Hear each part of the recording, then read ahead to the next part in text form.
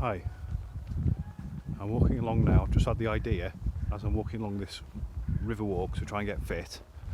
I've had an idea to use the natural world around me for sort of instant, what's the word for it? Inspiration. Anything I see what comes to mind. I've just spotted over there a cormorant that's caught a fish. So the cormorant dived down into the water and it brought up its own jewel for him. For that cormorant, that fish is like a worthy jewel, and it looks quite nice to me, silvery. So we're walking along. What do we see? Well, another thing that comes to mind is how quiet and empty it is down here. Where is everybody? Where's all the people on? Get out, getting some fresh air. There's another reflection of society. People end up thinking they have to stay into these normal little things. Use the planet, not abuse the planet, but use it. It's there, full of gifts. Gifts wherever you are, gifts wherever you look in it. It's everywhere. There's reminders of life. Maybe because we're divorced of life in this society, maybe that's the problem. We are literally divorced from it. We're not in it, so we're not learning from it. We're not using its medicine because it is around everywhere.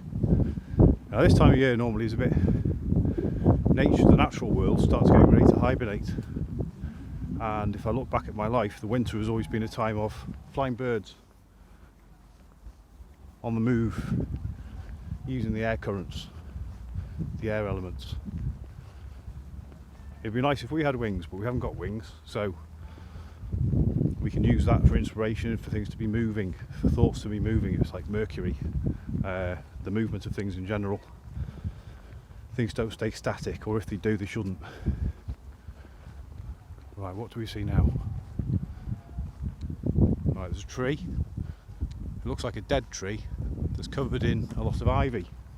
Okay, maybe that dead tree represents the system, and maybe ivy is the thing clinging to it still, even though it's dead. It's like we're all still clinging to these dying structures. I suppose it's because we haven't redreamed enough of a new possibility yet to move into those, because it is like a step into the unknown. But more and more people are tapping into this basically unlimited dreamtime realm, and starting to actually live in that way, even if it's just in cyberspace, through like cosmic discussions or general philosophical discussions, things like that on the computer. At least they're dipping into it. It's becoming a valid reality, because the world of the mind is a reality after all. Now things are obviously drip feeding down into physical reality out of that, but maybe this is just something we'll have to live with, maybe just go with. It's going to take a long time, but it's an adventure anyway, so no worries. Anyway, back to the walk. You see, already I've digressed from the idea I had to begin with. Right, I'm walking along and the path's gone straight now, which reminds me of Roman roads. The Romans did invade this island a couple of thousand years ago, and they introduced a lot of things that were alien to the people at the time. Their sense of linear organisation was vast, hence the notion of like grid patterns and straight lines and all that sort of thing, and currency and organisation. I know we had currency before, but it's somehow the organisation of the Romans was full on. Anyway, they came and invaded and uprooted the old people that were here, and probably a lot of us have got strains of that in us still, if not in our DNA, in the land and in the myths, of England and Wales and Scotland, whatever you call it, UK, this place here. And anyway, back to that, the straight roads leading up to, in the distance, you probably won't be able to see it on this. Let's stop a minute. Let's just focus in a bit. You can't really make it out probably on here, but the mountain in the distance is called Mulvama. Now I'm not Welsh, so my pronunciation probably isn't very good, but it means Mother Mountain. Now that mountain, it was funny because when I was at school, out of my classroom window I could see that mountain. It was a big part of my childhood when I was growing up.